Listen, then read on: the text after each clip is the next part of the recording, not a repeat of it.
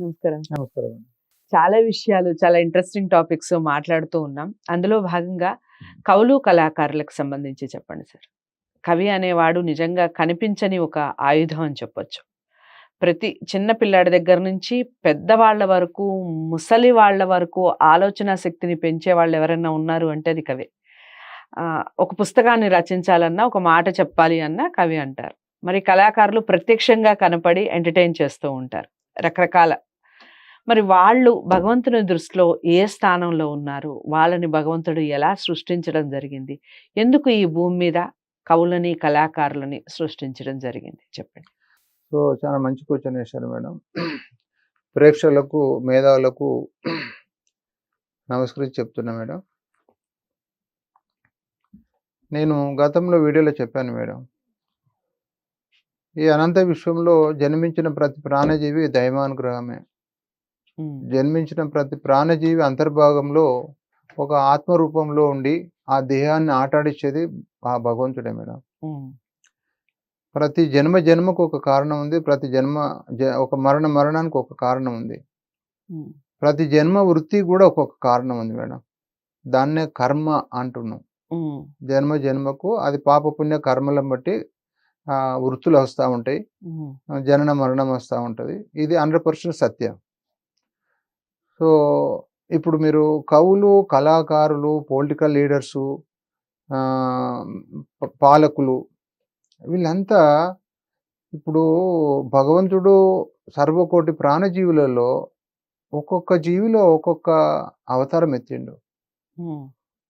ఇప్పుడు ఈ జన్మలో ఒక అతి బీద కుటుంబంలో జన్మించిన వ్యక్తి కూడా మరో జన్మలో అతి ధనవంతుడిగా కూడా జన్మించవచ్చు కర్మానుసారం.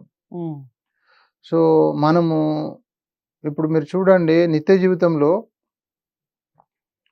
తనకు అంత నాలెడ్జ్ ఉంటుంది.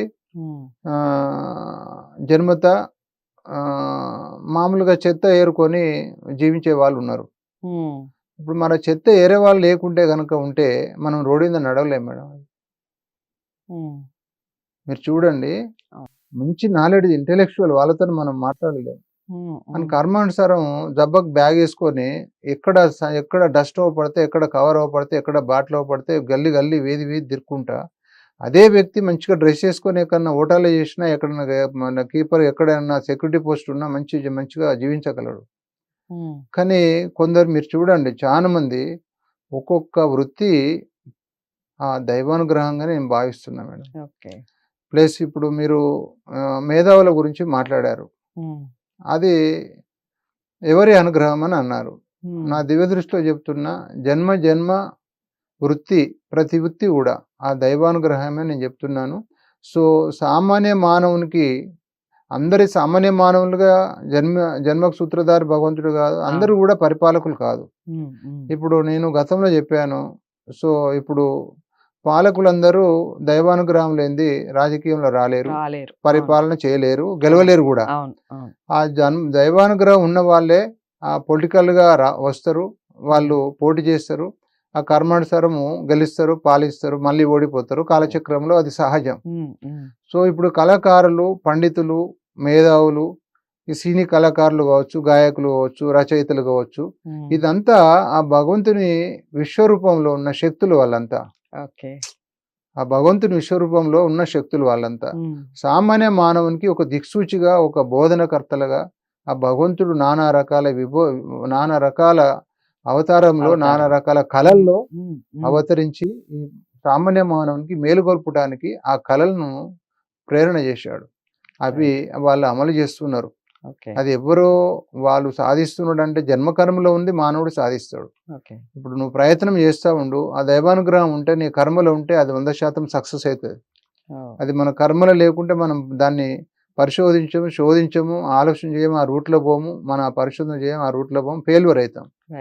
కాబట్టి ఏది కూడా మానవుని ప్రయత్నానికి దైవానుగ్రహం ఉండి నీ కర్మలో రాసి ఉంటే మాత్రము మీరు మన వెనకట పెద్దలు అన్నట్లుగా మట్టి ముట్టుకున్న మాట్లాడిన బంగారమే, అతని కర్మ అలాంటిదని మన పెద్దలు చెప్పడం జరిగింది. పట్టిందల్లా బంగారమే, అది 100% సత్యము.